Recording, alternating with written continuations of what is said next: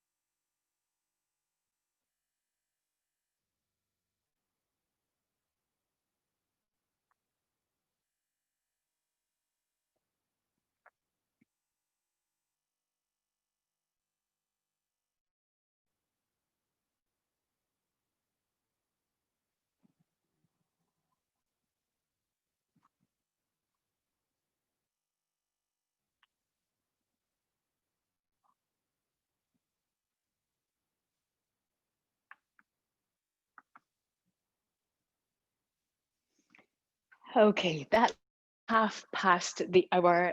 Just being respectful of everybody's time, we'll get started. And those people who are a little bit late will be able to just jump in and join us as we go through today's session. Welcome, everybody. If you were here last week, I'm absolutely delighted that you came back for the second part of the parent webinars that we planned with Fort Lee. I hope you enjoyed the last session and I hope you enjoyed this. Just a quick recap. I'm Jill McLean, Director of Professional Development, and I've been in my role since Pure Edge's inception. I guess that's almost 7 years. It's maybe more, but I'm frightened to count. Yeah, we'll just leave it at that. I'm presenting to you today from Houston, Texas. That's my home. But I originally come from Scotland's second largest city, and that's Glasgow. So just in case you were curious, some people ask about my accent, of course. Oh, my clicker's gone to sleep. This happens. There we go. So just again, a recap, Pure Edge Inc. We're a private operating foundation, and we really support anyone involved in the world of education, however and wherever we can. The more people we can help, the happier we feel at Team Pure Edge. And really, I guess what that means to you if you're tuning in today as a parent from the school district, that Fort Lee has been given these resources free of charge. So they're not being charged for any of the professional development sessions that we've put together this year or for next year. So yeah, they haven't had to include that in their financial budget. We are gifting these resources. Oh, my clicker really won't work today. So last week we started with a little bit of a fun poll, and that was me asking you what was going on with you. How are you feeling? Now I want to know who you are in the cake department. So I have my co-host with me today, who's Chi, looking after our Q&A box. So if you have any questions that come up, please use the Q&A box. And she's also helping with the poll. So this made me smile when I was planning this yesterday. I was like, oh, I love to bake. There's something about me. I really enjoy baking. I'm a huge fan of the Great British Bake Off. Do you call it the British Bake Off here? I can't remember, but I know it's on TV here because we see it on Netflix. So a favorite cake. Well, for me, it's not a tough choice. It's a carrot cake. Always, every time. Absolutely love a carrot cake and probably have about 6 recipes that I use. I switch between. Some are oil-based, some are butter-based. Anyway, I'm going on too much. Can you tell I like cake? So yeah, that would be me. That's a carrot cake. What do you think?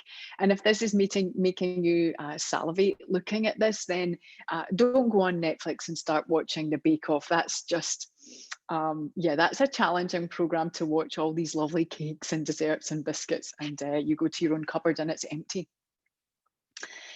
Oh, here we go. Here we go. I love a poll, you know, absolutely love getting to know a little bit more about who's on the other side of the screen. Ah, there's a huge amount. Well, you know, how's that for interesting? We have an even split. 20% went for red velvet, 20% tiramisu, 20% chocolate cake, 20% carrot cake, and 20% ice cream cake. Huh, there you go. Nobody for a Black Forest cheesecake. I'm surprised at that. But anyway, those are the people that you are. So thank you for indulging us, and maybe afterwards indulge in some cake.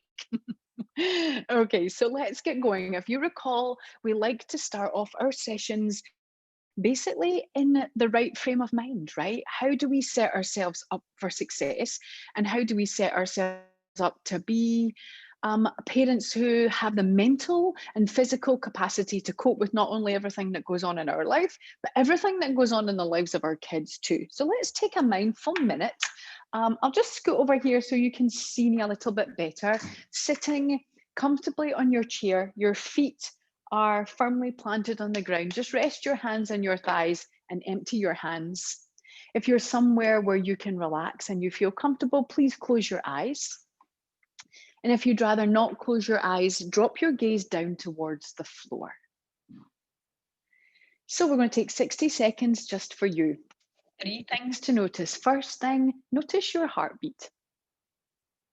What's going on with your heartbeat? Notice the speed of your heart and where you feel your heart.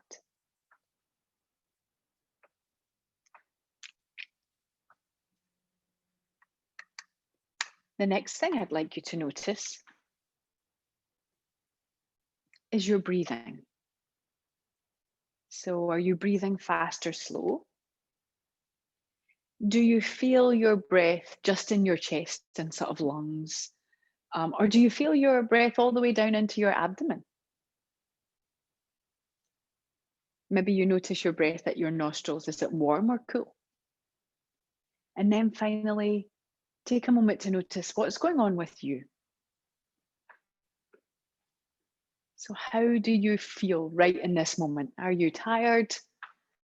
Curious, excited, anxious, happy? Just really notice, see if you can name what's going on with you.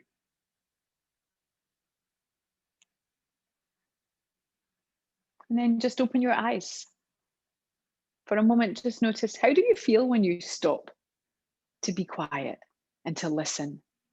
We spoke about this last week, noticing and being aware of the signals that our body sends us when we are excited or happy, when we're sad or overwhelmed, right? Starting to take time to notice what's going on with us. So remember, we said that as a parent, really, you know, you're juggling a lot of things, you have a lot of roles, you wear a lot of hats, but really you want to make sure that you prioritize your self-care. Quite often when we talk to parents, we discover that on the to-do list, your self-care is number 10 and everyone else is ahead of you in that list.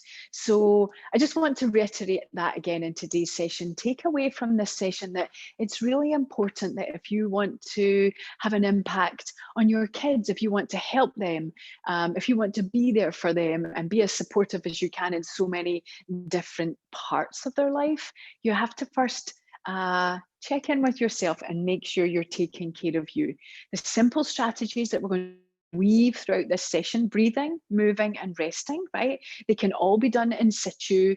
You don't have to have any special equipment. You can just do it in the clothes that you're in the space that you're in, just taking some time for you, right? And also we talk about this bubble bath for your brain. When you stop to take care of yourself, you can see the positive things inside your brain, right? That make us a better version of ourselves. When we have these improved and increased chemicals in our brain, it really helps us function. We're trying to use the breathe, move, right, rest strategy so that we can become more responsive. So we're building that resilience to be responsive versus. And you guys know this. I mean, I said to you last week, I have 2 kids, Jess and Connor. They're young adults now, but really being reactionary with either of my kids never ever served me well. It was always when the conversation didn't go the way I might have hoped, or the outcomes weren't as I might have desired. So being responsive really helped me when my kids needed me the most. We talked about the brain. We talked about the handy model of the brain, remember? We talked about the prefrontal cortex, this executive function part of the brain, and we talked about the amygdala that's responsible for all of our emotions. We talked about how when we were here, this was our happy brain, but we also, as humans, have a lot of emotions. We oftentimes flip our lids, right? And this brain is not so happy. This is where the prefrontal cortex has gone offline and the emotions are running the show, right? And we also talked about why it's so important that we have these webinars with parents, because adult modeling is huge. You know, your kids look to you, they look to all the adults in their lives. So if they see you managing your emotions, if they see you understanding that you have to make time for you, if they see you knowing that, hey, you know, mom, dad, grandma, grandpa, aunt, uncle, whoever major carer just needs a minute to get back to my happy place, to kind of calm down my brain, it's a really good message to send kids. Oftentimes we like to say as parents, well, we cope with everything. We cope with our jobs and our lives and caring for other family members and being a parent as well. And we like our kids to assume that we've got it all under control, but it's good to let them know that we need to take time to self-regulate. So we're going to start off with a strategy. I wanted to do this strategy with you today. It's one of my favorites. And I wanted to share it with you because for you as a parent, this is a simple strategy, but it's really good. It's really impactful on what it does to your brain.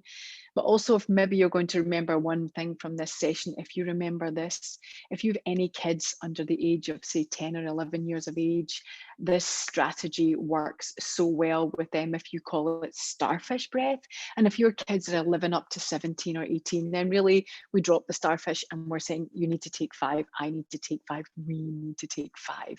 So it's a strategy for you, but it's also something that you can share with your kids, and you'll all find it really useful. So take one hand and just spread the fingers a little bit. Place the index finger of the opposite hand at the base of your thumb, and remembering we're using a nasal breath, right? So we're trying to relax the jaw and the mouth and have the breathing come in and out through the nose. So let's just begin. Inhale through your nose and trace your finger to the top of the thumb. So we're just tracing all the way around the hand, right? Exhale through the nose and trace down the inside of the thumb. Inhale through the nose, trace through the outside of the index finger.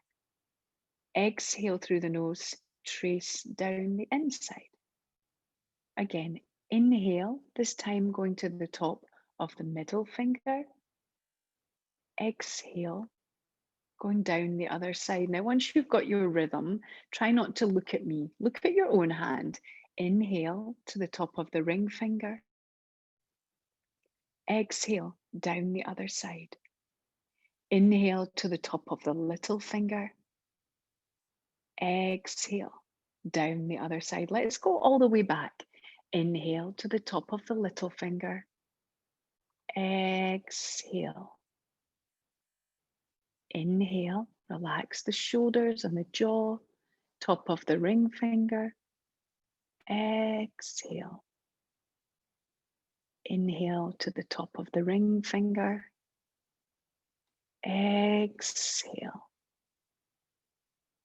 Inhale to the top of the index finger and exhale. And lastly, the thumb. Inhale to the top of the thumb and exhale down the other side.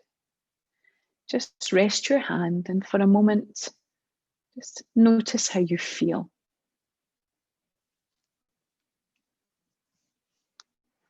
You may find in the beginning that if you share these strategies with your kids, they don't really buy in.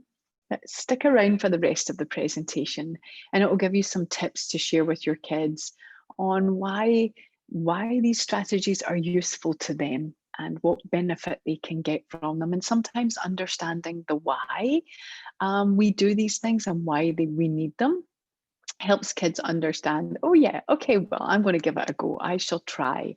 Now, when we talked last week about flipping our lid, where we go from being in our happy brain to, dealing with something that maybe makes us reactionary, um, that we flip our lid.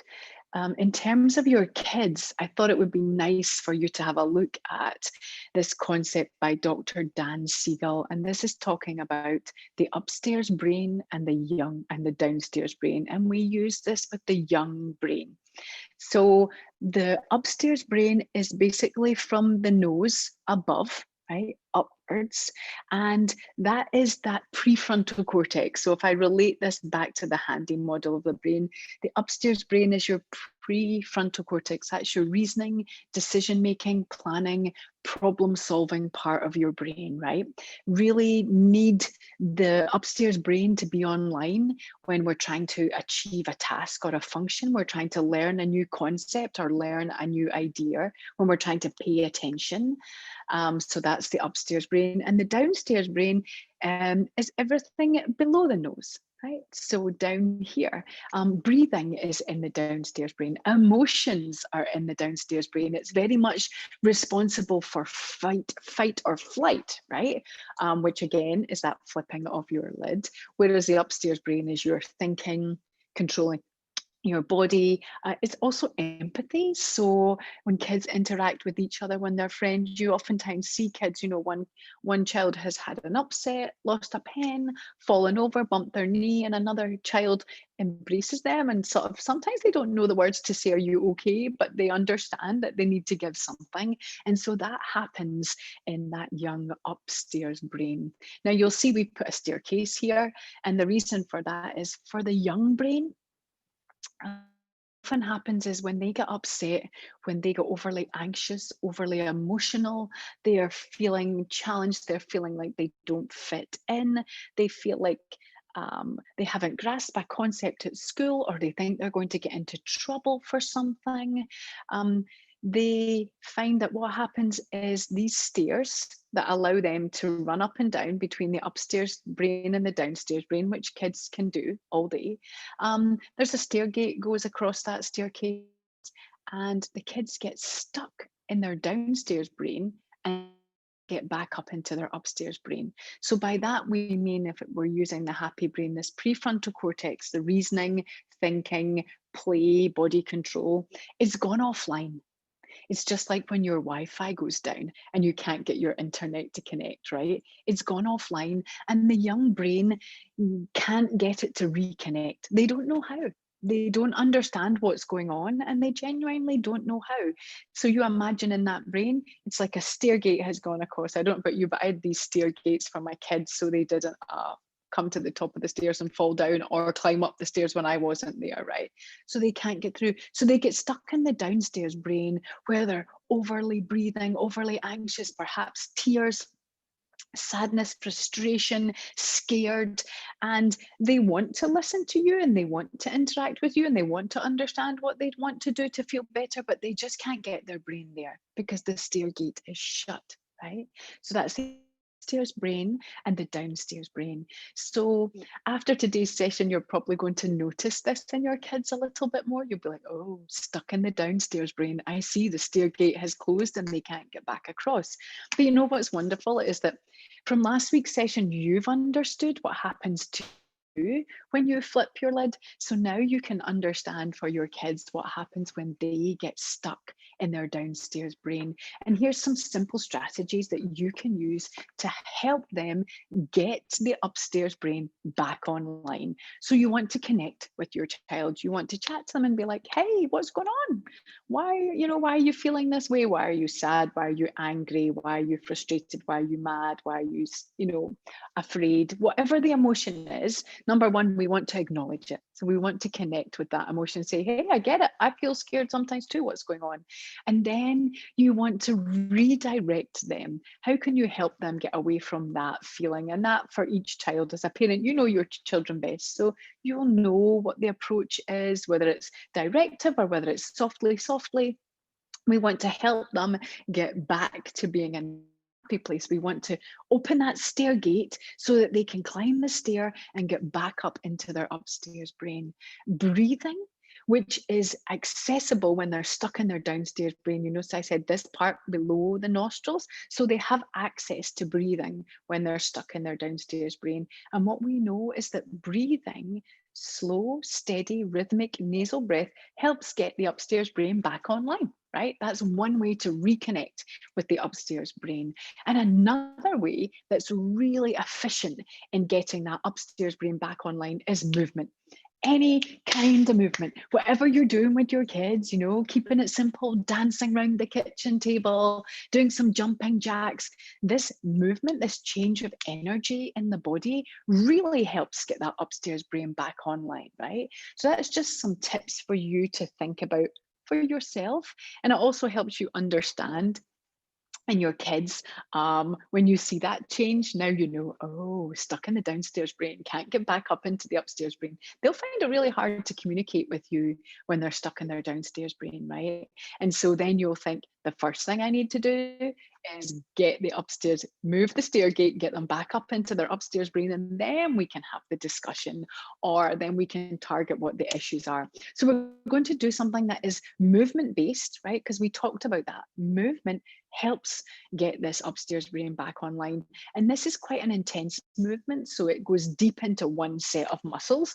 So come and join me. This is seated figure of four, and some of you are thinking, oh, I don't want to do this, but please do, because by experiencing these strategies, you really understand the impact that you make. So we're going to use our nasal breath because we know breathing helps, and we're going to use movement to help move the stair gate and get the upstairs brain back online. I'm just slipping my shoes off, but please, you do not need to.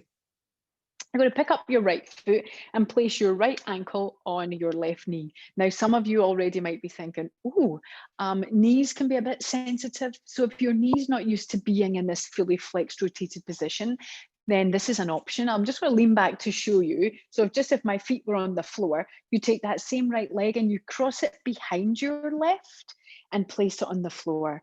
And you do the exact same breath and movement sitting here, and that protects your knees. But for those of you who feel you're okay, I'm quite comfortable here. I've done this exercise a few times, so this feels okay to me. Hold on to the side of your chair and breathe in through your nose and breathe out through your nose. Again, breathe in through your nose. And this time as you breathe out, tip forward from your hips, leaning forward. So taking the chest over the leg, tuck your chin in slightly. So we don't want to be here stressing the back of the neck. So your gaze is slightly down and forwards.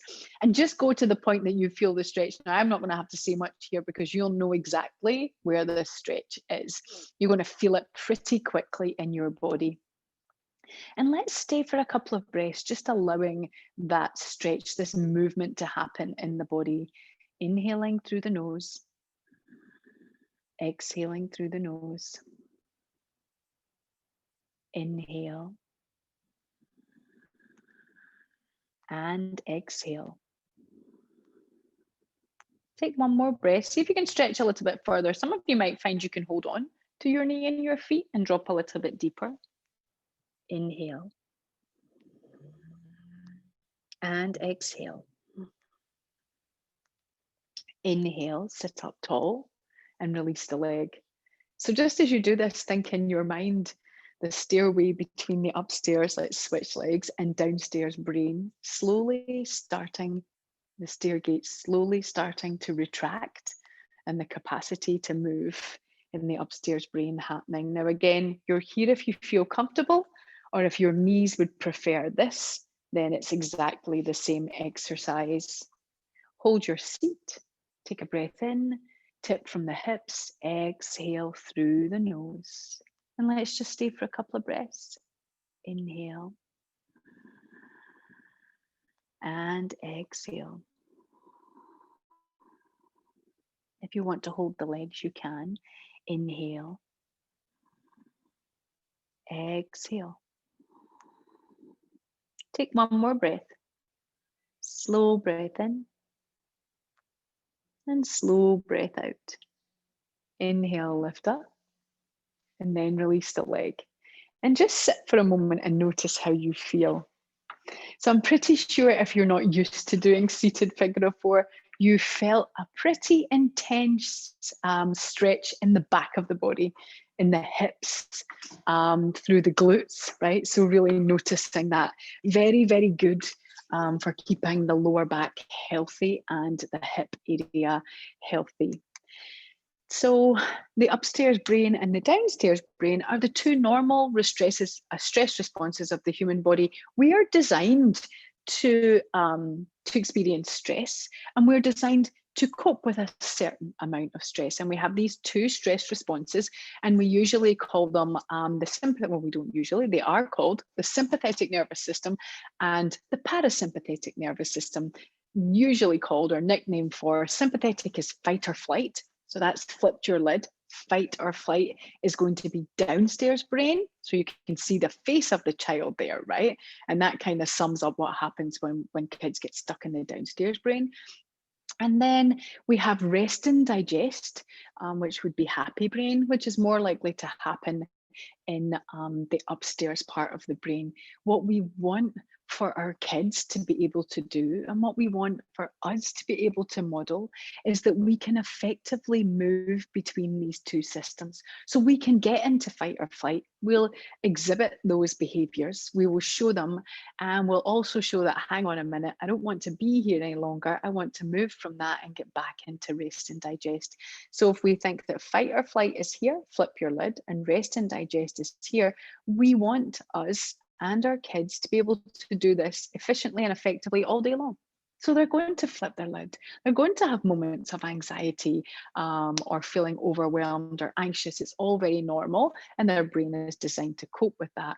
We also want to help them and encourage them to get back to rest and digest, where they can then start to feel better, right? Not to feel so reactive, not to feel so sad or overwhelmed or whatever the emotion is. So let's do another movement piece. This is standing half moon. And we're doing this because we're using a huge muscle group in the body, a little bit like seated figure of four. If you recall last week, I mentioned allostatic load. And so what we're doing is using the body in a positive way to help dissipate allostatic load, right? So we're helping with the absorption of stress in our body, and we're also helping with keeping that stairgate open between the upstairs and the downstairs brain. So stand up. I'm hoping you can see me. Yeah, it looks like you can see me okay. So just standing up nice and tall. Your feet are hip distance apart. And we're using, again, that nasal breathing, yeah? So have your hands by your side. Take a breath in through your nose and out through your nose. Now, this time as you inhale, take your left arm up over your head. And as you exhale, lean over to the right side. So you're leaning to the right. Now we want to try and not push the hips out to the side.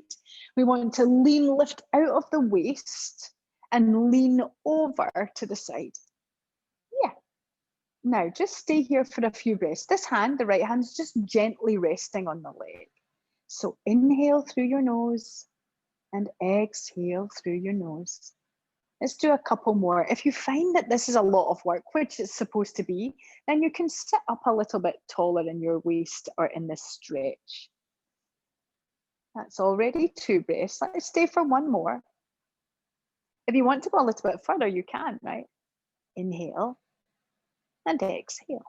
Now inhale, rise up, and exhale to release the left hand. And let's do the same thing on the other side, because you know everything we do on the right, we always want to do on the left, because it's about balance. Inhale, take your right arm up, and exhale, lean over this time to the left side. Keep the legs strong, draw the tummy in. Inhale and exhale. Remember, you can come out a little or you can go a little deeper, depending on what feels good for you. Inhale and exhale. Let's just take one more breath. You should feel your body just quivering a little bit, and that's okay. It's very normal.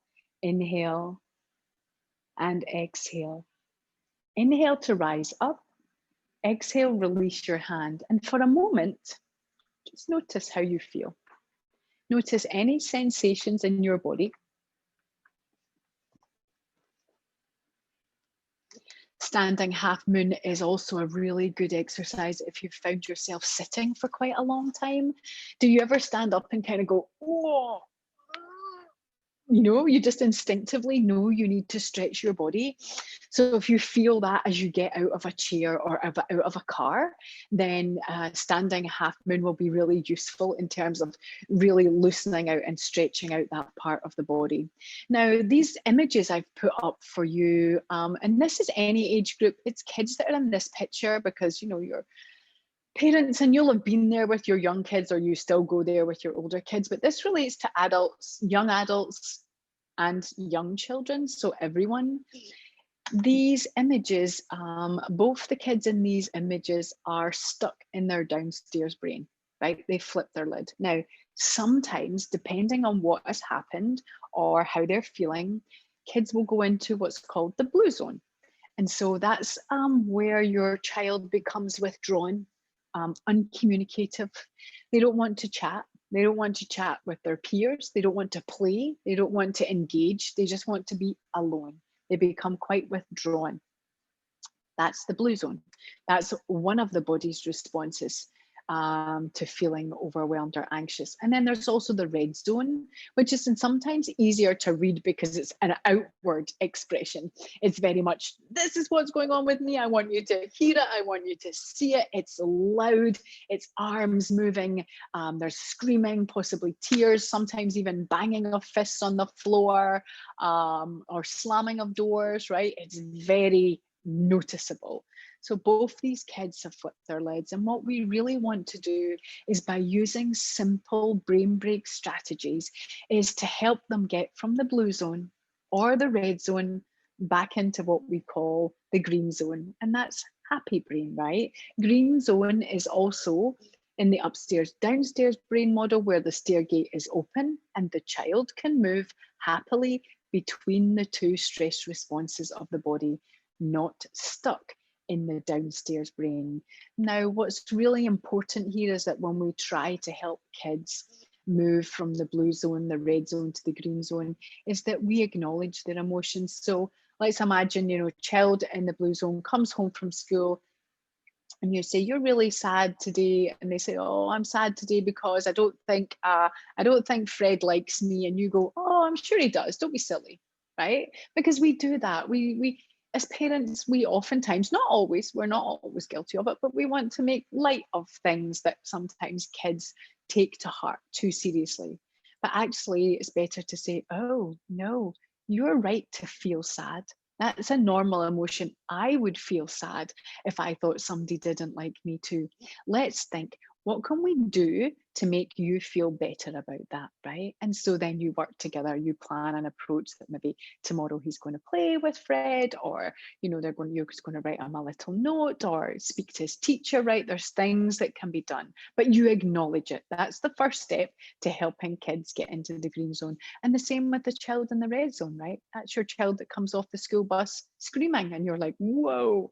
And they say, I lost my favorite pencil case today. And you're like, no, don't worry about it. There's another one at home in your bedroom and we'll fill it up tonight. Great, that's right? That's what we want to do. But actually, what we need to say first before we do the fixing is say, oh, I get that. You're right to be upset. You're right to be sad. You're right to be screaming. I would feel the same way if I had lost something that was dear to me, right?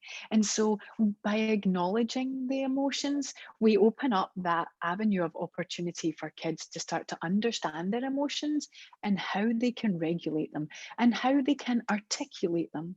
Because the more easily kids can articulate their emotions and understand what's going on with them, the easier it is for them as they get older to navigate their way through life.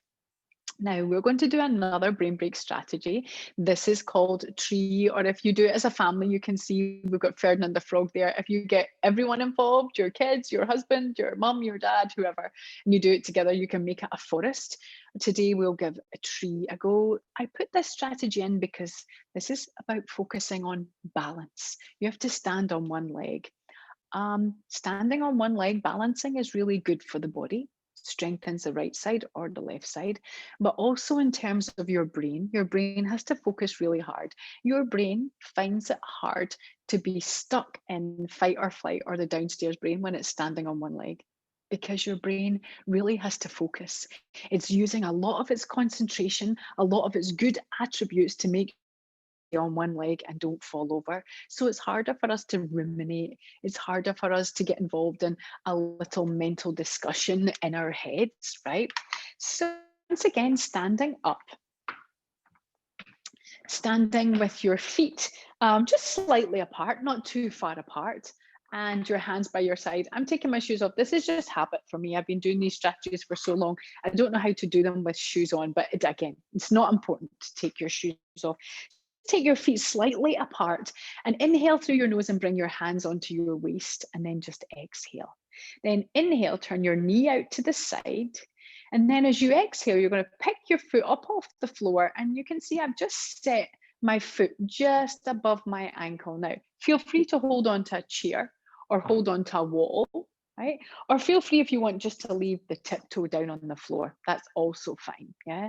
You can also do like the model. Those of you who feel you've got that balance and flexibility down, then you can take the foot a little bit higher. So choose where you feel the most comfortable.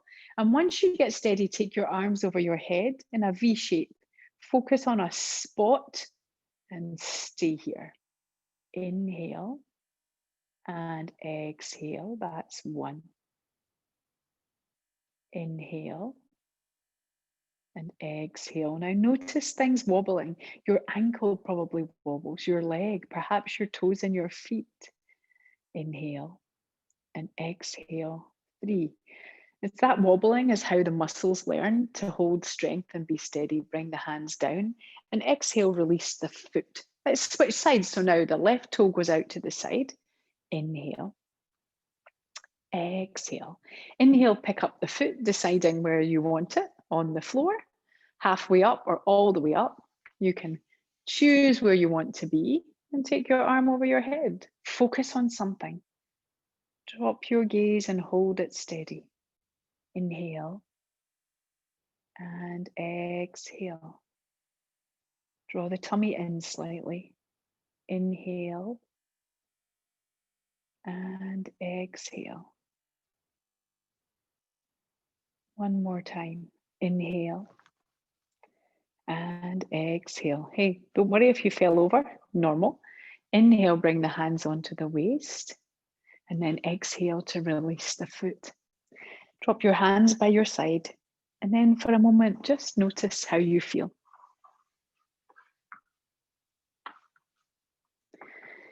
Again, using movement to help dissipate allostatic load and to help keep that stair gate open between the upstairs and the downstairs brain.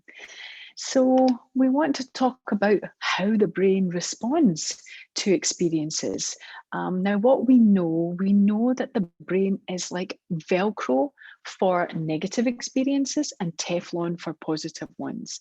Now, that's not because of something that we've done in our lives. That's just because that's how human beings were designed. We were designed to be very responsive to threat, right? That's your fight or flight. If it wasn't for fight or flight, we wouldn't have evolved. We wouldn't have survived as a human race, right? We'd have been eaten by tigers and bears and we'd have become extinct, right? But our survival, our instinct to respond to a threat or a fear or an anxiety has kept us alive. So the brain is more hardwired towards negative than it is towards positive, right? So it's more likely to respond. So what we know is that our brain will respond to a negative experience between 8 and 12 seconds, right? That's how quickly we absorb a negative experience. Anything between 8 and 12 seconds, we've taken that negative experience on board and it's in there, a part of us now. Positive experience, 30 to 40 seconds. It takes us that much longer to absorb a positive experience, right? Isn't that so? Two experiences you might experience within 1 minute of each other. You might have a bad experience and a good experience within the same minute, within the same 5 minutes. Your body will hold on to the negative experience way quicker than it'll hold on to the positive experience. That's why, for example, you find that news companies, so the news on the television or newspapers or news articles online, they tend to start with the negative story first. If you think about it, when do they do the feel good stories at the end? At the end of the news segment, they start with the top of the news. Usually it's whatever, I'm not saying it's bad news, but they're getting you to buy in. They know that the human brain is like, oh, responsive to that emotion, negativity, right? We're faster to that. And the softy stories, the nice to feel good stories, they go at the end of the news section, because if they put them first, you'd probably continue doing something else and wouldn't buy in. It's nice for you to just read the screen in front of you about negativity bias. So that's the way that we're hardwired to respond or absorb negativity more than positivity. What we want to do by trying these brain breaks, right, and building our resilience, is that we want to help the brain get better at tuning in to the positive. So you can see here, that's all those thoughts. Imagine that's all your thoughts in your brain, right? We've got 60 negative thoughts and there's one positive one in there. There's a glimmer of hope. What we're trying to do is build the resilience so that we can tune into the positivity. Even when we're having a bad day, we've had 4 negative things happen to us before 9 o'clock, but we are training our brain to know that there's a positive experience coming. And when that experience does come, we're able to absorb it, understand it's a positive experience, and work a little bit harder to hold on to it. So let's try something now that helps train your brain for positivity. It's simple. It's called an attitude of gratitude. It's a resting strategy. So just come and sit comfortably. You can see our model in there. She's stacked her head on the desk in front of her. You can do that. You can sit. You don't need to sit upright here. You can really relax into a chair, sit with your back against a wall. And if you feel comfortable, please just close your eyes. Now, in order to increase the positivity in our brain, we have to work at it. So, right now, what I'd like you to do is think of something or maybe someone, right? Either something or someone in your life right now for which you're really thankful or grateful. So it can be absolutely anyone or anything. Somebody said to me the other day, can it be my dishwasher? I have 4 kids at home and I'm really grateful for my dishwasher. And I said, absolutely, it can be your dishwasher. So you don't need to look for anything too complex or complicated. Keep it simple. Now just focus on that one thing or one person that you're thankful or grateful for. And I'm going to give you 30 seconds to let that positive thought sink in. Let's go.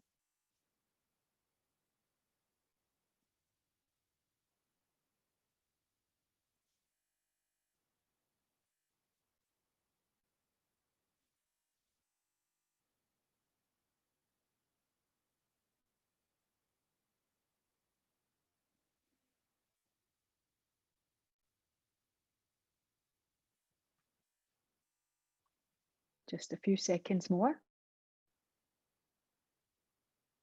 Okay, that was 30 seconds.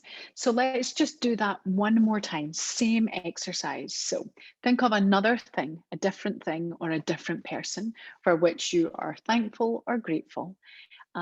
Take a moment, really focus on them, think about them or it, and we take another 30 seconds starting now.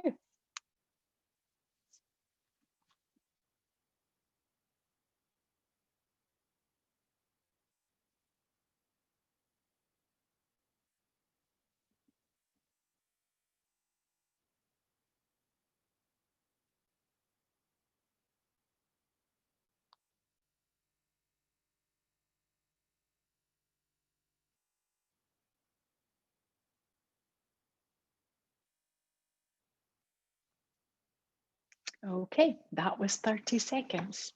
So the reason this strategy is so useful for you and for your kids is, have you ever noticed as a parent, sometimes when your kids come in from an event, from school, from being with their friends, whatever that may be, and you say, how did it go? Well, you certainly get that teenage year where they're like, yeah, fine.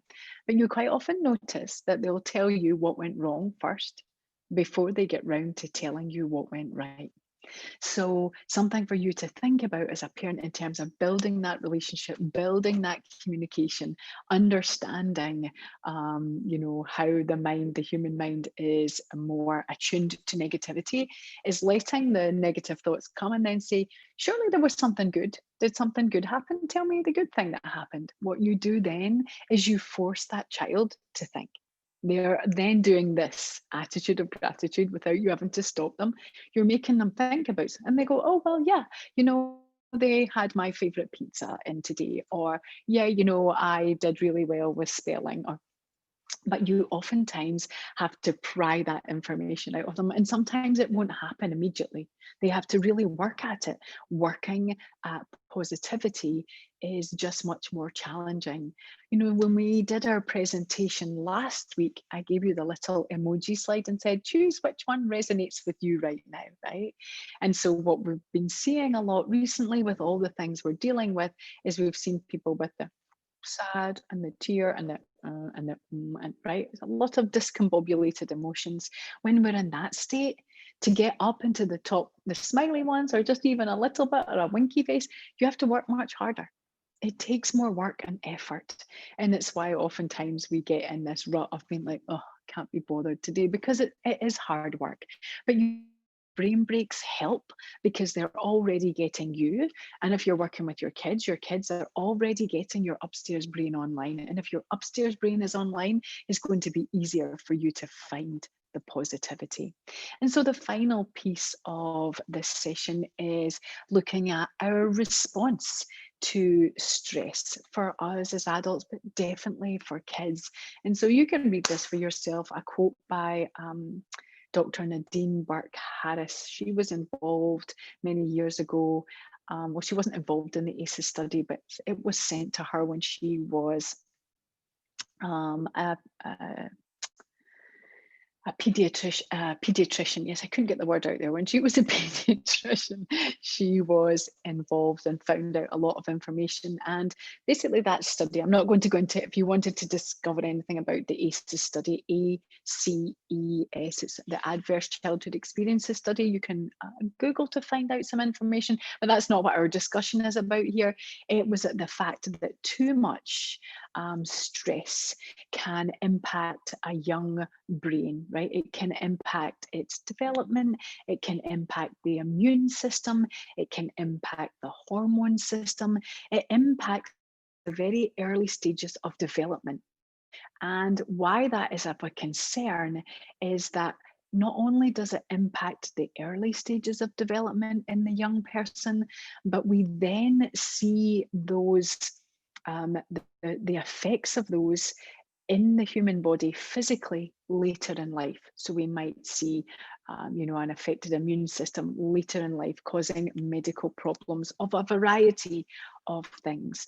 So, too much stress upon us without taking time to take in the good, to have a little bit of time for positivity, to have brain breaks, to alleviate stress, really impacts the young brain. But here's what's really powerful about the ACEs study is that when the scientists, the researchers, and the medics discussed toxic stress and its impacts, what they discovered was the cure for kids who are overly stressed, overly anxious, overwhelmed, were these 6 critical healing factors. Now, isn't this incredible? Just look, they're simple, efficient. They can all be delivered in small doses at home, so we can all ensure our kids are getting a healthy dose at whatever age of these critical healing factors, right? As parents, we have the capacity to ensure that we're building their relationships, that we're making sure they get some movement, that we ensure they get sleep, that we're taking care of their mental health by saying, hey, what's going on with you? Do you want to talk about it? Do you need help to self-regulate? So we can give out daily small doses of these 6 small things, and that keeps the young brain physically and mentally healthy.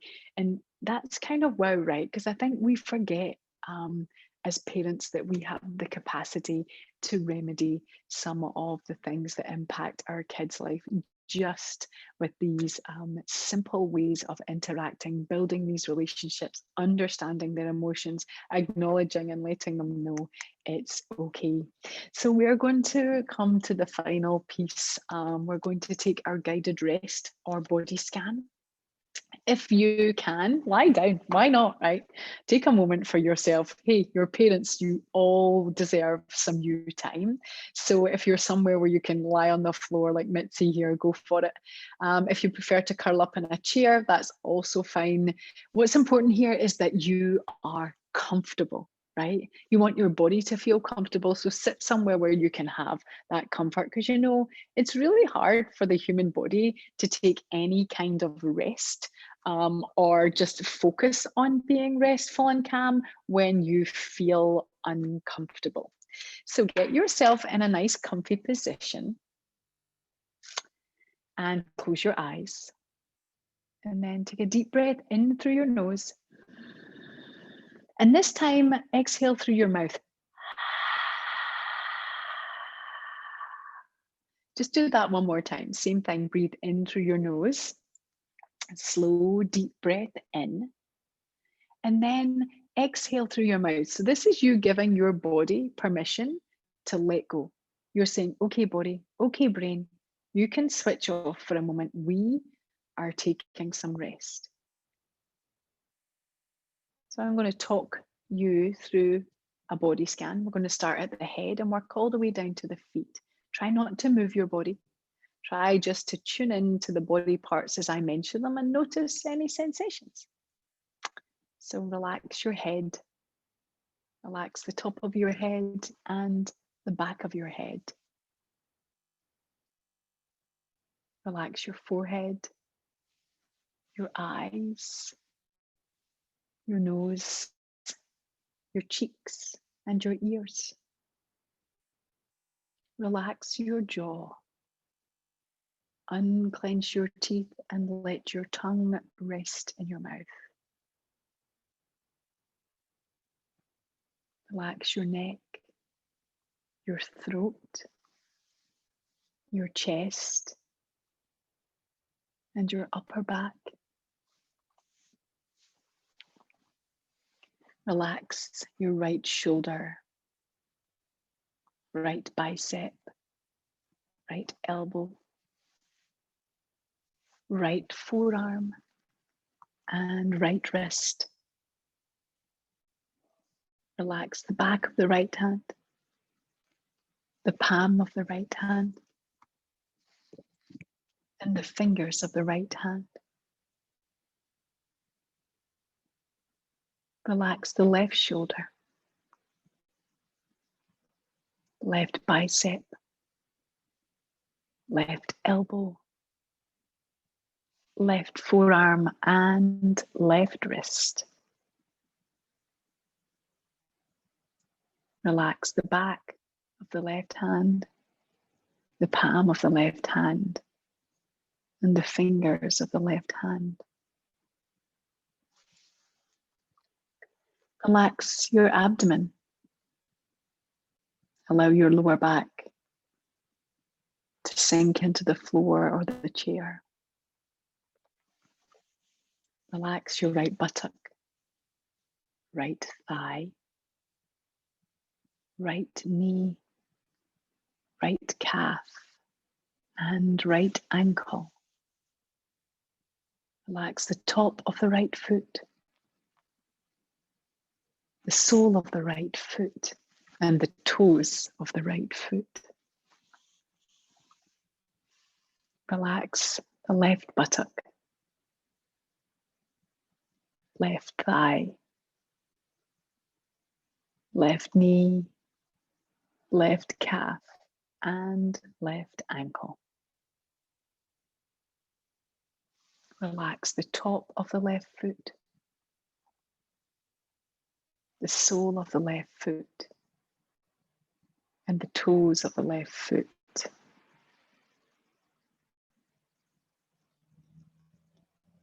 Relax your whole body and stay aware of your breath. Relax your whole body and just notice your breath.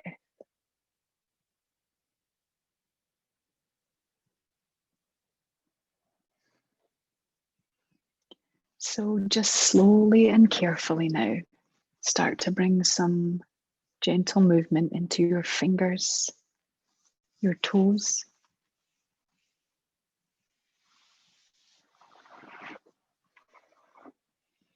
And just bring yourself back to a sitting position.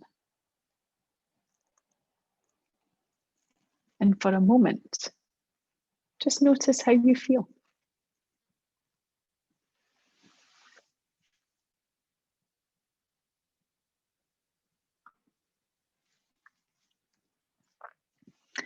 So I just want to go through the takeaways from today's session.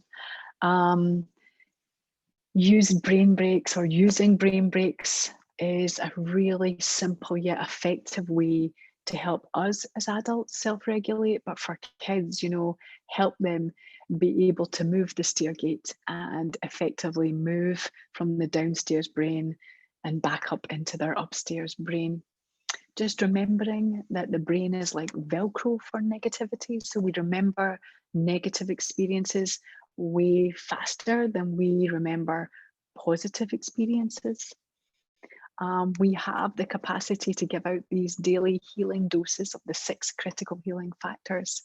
And that not only are these self-care and brain break strategies impactful in the moment that we use them, over time, they help us to build resilience, which is our capacity to cope with the world at large, to be responsive versus reactive at any age. Breaks that we go through today, we had star breathing, we managed to do 3 movement pieces, and we also had 3 rest strategies today that were also very beneficial in terms of helping us get our upstairs brain back on a line. If you're interested in our resources, www.pureedgeinc.org, you will find we have a webinar library that you may find useful. Some of the sessions that we have done, not all are parent orientated, but some are and some aren't. So you could go and look through our webinar library and see if you find anything that resonates with you. It just remains for me to say thank you. Thank you so much for taking time out of your busy day as parents to join us. It was such a pleasure to host these 2 sessions, and I hope that you can take something away. I have a couple of minutes, so if there were any questions that came up that you wanted to pop in the Q&A box, you can do so, and I'll happily try and answer them. But I'm pretty sure Chi will have managed all of any questions that came up throughout the session. So if nothing comes up, it just remains for me to say thank you, take care, take self-care, stay safe, stay well, and toodle pip until the next time. Take care. Bye.